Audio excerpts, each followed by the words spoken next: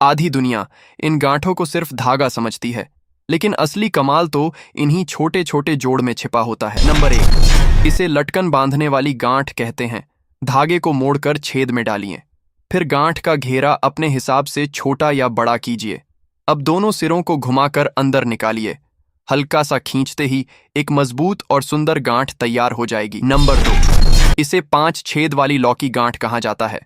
धागे का घेरा मोड़िए, फिर सिरे को छेद के अंदर डालिए, हल्का सा खींचिए और एक आसान लेकिन काम की गांठ बनकर तैयार हो जाएगी। नंबर 3, इसे नाजुक मोती गांठ कहते हैं। धागे को लटकन में डालकर गांठ लगाइए, फिर लटकन को घेरे के अंदर निकालिए। सही से कसते ही काम पूरा हो जाएगा। नंबर 4, इसे चाबी बांधने वाली गांठ कहा जाता है। धागे को उंगली पर घुमाकर घेरा बनाइए, फिर उसे अंदर से निकालकर सजावटी चीज और छेद में डालिए। बस थोड़ा सा सीधा कीजिए और गांठ तैयार हो जाएगी, है ना? बेहद आसान। नंबर 5, इसे छेद पकड़ गांठ कहते हैं, जो हर उस चीज में काम आती है जहां धागा मजबूती से बांधना हो। बाएं धागे को दाएं के ऊपर रखिए, फिर दाएं धागे को छेद से निकालिए। अब दोनों को कस दीजिए, लटकन पूरी तरह मजबूत हो जाएगी। नंबर 6, इसे 2 छेद वाली गांठ कहा जाता है।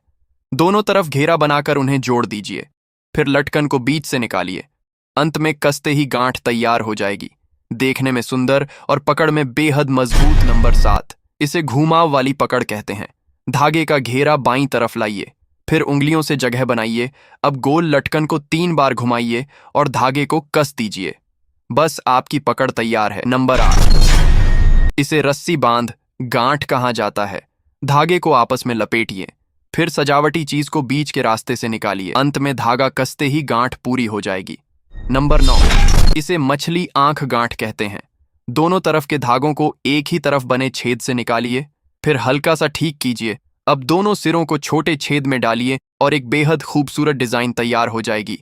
बताइए, क्या ये कमाल नहीं है? नंबर 10, इसे शुभ स्वर्ण गांठ कहा जाता है, जो भारी गहनों में सबसे ज्यादा इस्तेमाल होती है। नंबर 11, इसे अक्षर गांठ कहा जाता है। लाल धागों को आपस में मोड़िए, नीचे वाले धागे को मोड़कर ऊपर रखिए, फिर दाएं धागे को बीच के रास्ते से निकालिए और हल्का सा खींच दीजिए। तैयार होने के बाद ये आगे और पीछे दोनों तरफ से सुंदर दिखाई देती है। नंबर 12, इसे हार बांधने वाली गांठ कहते हैं। मोड़ वाले हिस्से को छल्ले में डालिए, फिर हार के धागे को बाहर निकालिए। अब उसे एक बार घुमाइए और आखिर में छेद से बाहर निकाल दीजिए। दुनिया में हुनर की कमी नहीं है, बस नजर पहचानने वाली होनी चाहिए, क्योंकि कभी कभी एक छोटी सी गांठ भी किसी कलाकार की पूरी समझ दिखा देती है।